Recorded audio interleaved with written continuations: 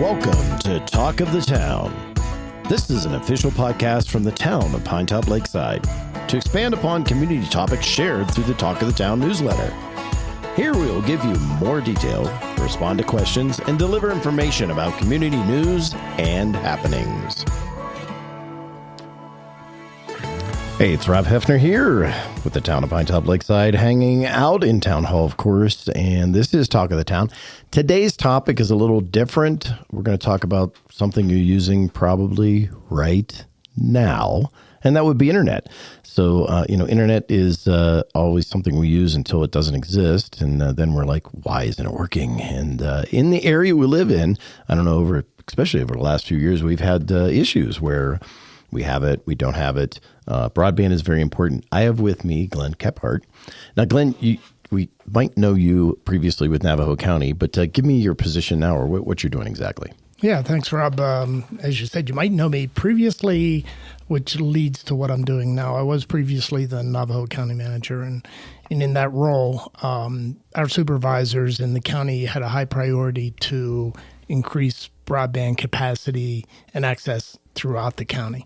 And I took a hands-on approach to that. And I retired from being a county manager in July. And because I was so involved in these projects, I worked with the county to continue to work on specifically the broadband after retirement last July. And so I've been working with that, and I really look forward to having good discussion with you because there's a lot of exciting things happening, and there's an opportunity for the community to really be involved to help us get better internet throughout the county if everybody's informed. So okay, so talk to me about the initiative, first of all. What is it that's in front of us? Okay, just a brief overview is the county has embarked on building a 105-mile middle mile broadband.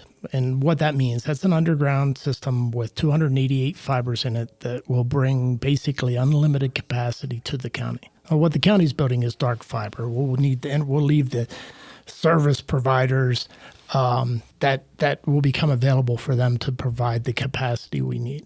Right. I refer back to that because the timing of that was important because at the same time, the federal government, through the infrastructure bill, bipartisan infrastructure bill, dedicated $43 billion to build internet service out to all the unserved and underserved areas theoretically throughout the county that weren't already covered with federal funding on another program.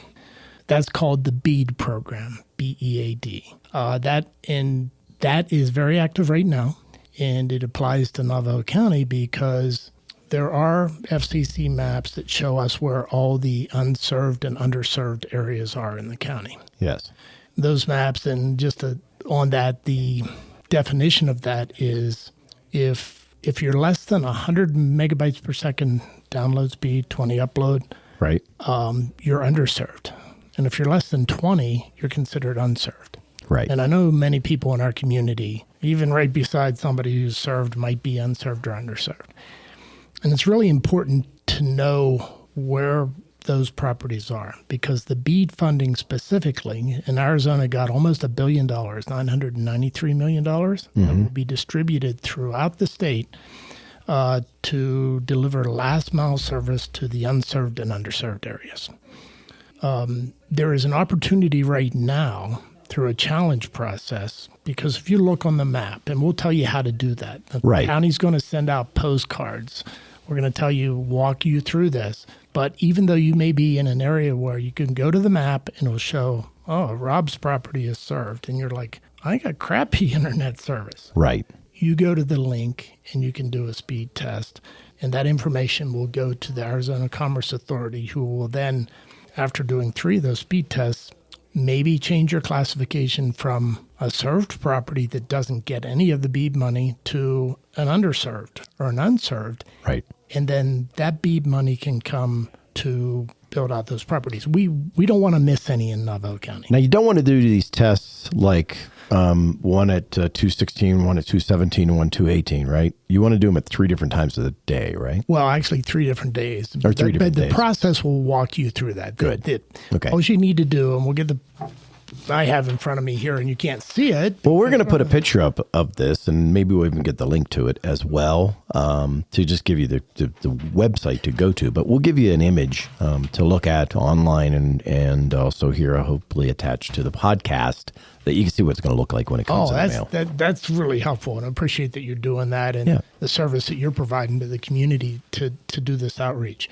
Because when you get one of those postcards, go to the link, you click it, and if it shows that you have a speed less than 100, it will register that, and then it will give you a reminder the next day that you need to do another speed test. Do another one. Because according to the federal funding rules on this, you have to do 3 speed tests on 3 separate days. Right. So I know that's a lot for people to ask. But if you get in and do it, it's kind of fun because you get to see the wheel turning and you say, how fast is my service? And you might as well do it because it might make a difference and it might bring more money to Navajo County. And if you're not getting service and you're frustrated about not getting service and you're paying for it a lot of the times, it's good to get this because then this is a way for you to get that changed. That's right. And there's another aspect to this too that we want people to be aware of because maybe you're in a community where if you look on the map, it'll show that one of our internet service providers, mainly up here to the home, we have Frontier and we have Sparklight, depending on where you live. Yeah. And then we have wireless opportunities. You may live in an area where no service is provided, but the map may show that one of those providers actually provides service to you. Yes.